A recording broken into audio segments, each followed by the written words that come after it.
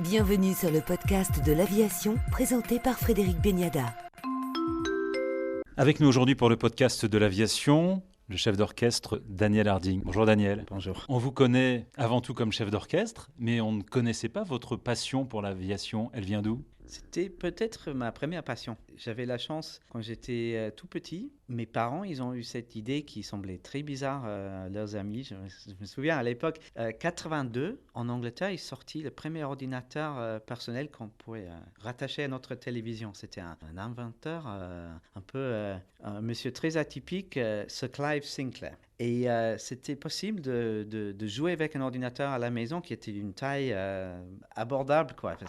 Et j'avais sur cet ordinateur un simulateur de vol en 82-83. Et je suis devenu complètement fou de ça. Je me souviens que pendant toutes les années à l'école, même plus tard, quand j'étais déjà en train de voyager et travailler comme musicien, je suis parti avec deux valises. Une valise avec mes partitions et mes vêtements, une autre valise avec les pédales et un joystick. Et pour jouer à l'avion, j'étais fasciné. Mais la musique, pour des très bonnes raisons, mais c'est quelque chose qui a tendance de prendre toute la place dans la vie. J'ai commencé à travailler professionnellement quand j'avais que 16 ans. Et l'avion, c'était quelque chose qui m'a fasciné, mais que j'ai mis à côté. Et ça faisait 24 ans presque de carrière musicien où ma vie, c'était soit dans les salles de concert, soit dans les hôtels, soit dans les avions. Et cette fascination n'est jamais partie. J'ai profité en voyage d'appeler les écoles ici, là-bas, pour faire les baptêmes de l'air et de toucher les contrôles d'un avion. Mais je n'ai jamais imaginé vraiment revenir et faire une grande formation. Et en approchant mes 40 ans, je me suis dit, j'ai besoin d'un défi. Je vais m'offrir quand même le cadeau d'une formation de quelque chose. Et j'ai réfléchi, est-ce que je vais prendre quelques années, aller à l'université? Vraiment, je voulais juste voir le monde dans notre perspective. J'adore et j'ai toujours adoré ma vie de musicien, mais ça fait du bien, peut-être après 20 ans, 25 ans de carrière, de dire, je vais juste me mettre dans un autre monde pour un moment. Et je suis tombé sur l'idée, mais en fait, ce que je voulais faire depuis toujours, c'est une formation pilote. Je dis, je vais faire ça parce que ça va me faire plaisir. J'ai commencé à faire mon PPL à Cannes et je pense, entre les sensations, bien sûr, le défi de pilotage, la beauté, tout ce qu'on connaît dans l'aéronautique qui m'a bouleversé depuis le premier moment, mais peut-être encore plus de me retrouver comme élève, d'être dans la classe, de découvrir chaque jour les choses auxquelles je ne connaissais rien avant. Le défi d'un chef d'orchestre, c'est qu'on doit être conscient du fait qu'on n'a pas des réponses, mais on doit quand même donner des réponses, beaucoup de questions tout le temps. Les musiciens, on travaille avec quelque chose où il n'y a pas de réponse, où le chemin n'est jamais fini, mais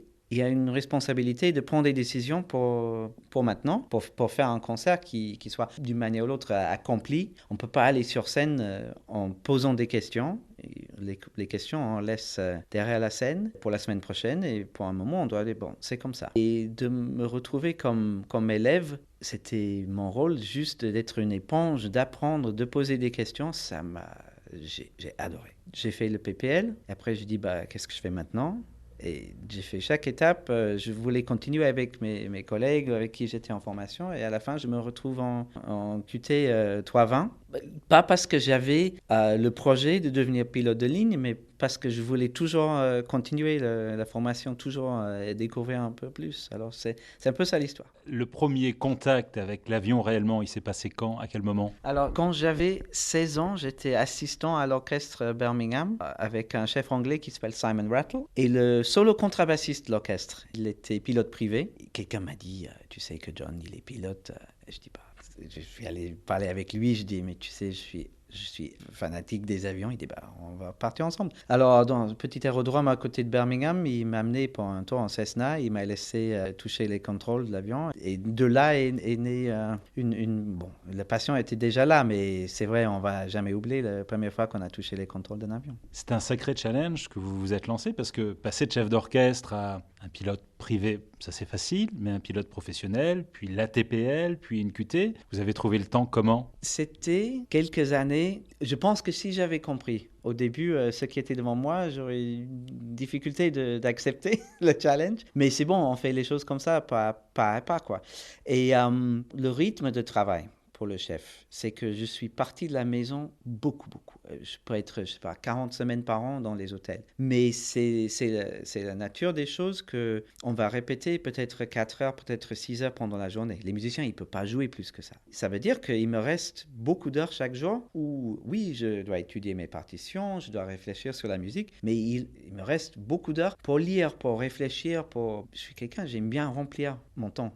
C'était bien, j'ai fait le PPL, j'ai fait en formation à Cannes parce que je me suis dit, je vais faire ça tranquillement quand j'ai quelques jours off. Alors, ça a pris du temps parce que je suis descendu chaque fois que je n'étais pas au travail. Mais pour l'ATPL théorique que j'ai fait avec une école à Stockholm, là, je suis directeur musical de l'orchestre La Radio à Stockholm. Et nous, on répète, c'est très civilisé, la vie des Suédois. Alors, on répète de 10h à 14h30. Ça veut dire toute la journée. C'était disponible pour moi si j'étais en cours, si c'était à l'hôtel avec mes bouquins ou plus tard en formation hier. J'ai juste profité du temps libre. Alors, là où c'était vraiment chaud, je me souviens en QT, on était souvent à Orly le matin à 4h30 pour le briefing et après le simu à 6h jusqu'à 10h, après le debrief. Et au moins 3-4 fois, je suis parti après le debrief directement à Roissy pour prendre l'avion pour Milan et j'avais spectacle à l'Opéra à la Scala le soir. Et là, c'était un peu limite niveau fatigue et gestion des choses, mais je pense que j'étais jamais aussi heureux quand j'avais aussi beaucoup de choses à faire en même temps. Et oui, pendant 6-7 semaines, on peut faire ça. Il faut faire gaffe après un certain moment. Mais je remarque aussi que le changement, en anglais, on dit que a change is as good as a rest. C'est clair. D'être en simulateur le matin et en spectacle le soir, c'est fatigant. Mais juste le fait de passer d'un monde à l'autre, tu te sens réfléchi aussi. C'est que des meilleurs souvenirs. Et aujourd'hui, donc l'aviation, vous êtes aujourd'hui pilote professionnel, c'est votre futur métier. C'est ça. Comme c'est assez évident, on n'est pas dans le moment le plus facile pour les pilotes, pour les compagnies aériennes, bon, pour tout le monde, mais si on parle de ça. Alors, oui, j'étais pris chez Air France et malheureusement, c'est tombé comme ça que j'avais des obligations à finir musicalement et moi je tiens parole. Alors, j'ai demandé juste repousser l'intégration parce que j'avais la saison concert à finir. Et il y a le Covid qui est arrivé entre-temps. Alors, comme pour beaucoup de pilotes dans le passé, comme pour beaucoup de pilotes aujourd'hui, c'est une question de patience. Je suis très heureux d'avoir mon métier de musicien qui me passionne autant que toujours et que même si pour les musiciens en ce moment c'est extrêmement compliqué aussi, je peux me consacrer un peu plus de temps à ça que prévu pour cette année. Et ma passion pour les avions, pour mon avenir comme pilote de ligne reste, je vais dire, pas touché, mais je pense que la patience augmente l'envie de débuter, de commencer et ça va venir quand ils ont besoin de moi, quoi. Vous êtes l'un des chefs d'orchestre les plus connus au monde, les plus réputés. Quelle a été la réaction de vos collègues, de votre entourage lorsque vous leur avez dit, moi, maintenant je vais être pilote de ligne? On ne sait jamais ce que les gens ils disent derrière nos dos. Je pense qu'il y a pas mal de gens qui étaient peut-être un peu surpris. Les gens qui me connaissent bien n'étaient sûrement pas surpris que je suis quelqu'un qui, quand je m'intéresse à quelque chose, je vais aller au bout si je peux. Les gens qui sont vraiment mes amis, ils savent que c'est une énorme passion pour moi depuis longtemps. Je suis très content que la grande partie des gens, mes collègues musiciens, ils sont extrêmement contents pour moi. Ils voient que je vais réussir à vivre une passion, quelque chose qui était un rêve. C'est beau de voir à quel point, ces deux métiers qui font rêver. Je pense que le métier de pilote de ligne, comme le métier de chef d'orchestre, chaque enfant à un moment fait semblant d'être un chef d'orchestre ou fait semblant d'être un pilote. On se demande toujours qu'est-ce que c'est ce métier, qu'est-ce qui se passe derrière cette porte, qu'est-ce que le chef y fait sur scène. Alors, c'est beau de voir que les gens ils sont fascinés et excités pour moi de voir que je vais faire ça. Et oui, j'ai dû expliquer que je lâche pas la musique. C'est pas que je suis plus amoureux de ça, c'est pas que je vais quitter, je sais pas que je vais pas tenir mes relations ou mes obligations. C'est que je regarde les grands chefs des dernières générations. Je pense à Claudio Abbado, j'étais son protégé, son assistant, et je vois que lui, il a pas dirigé plus de concerts dans l'année que moi je pense diriger dans l'avenir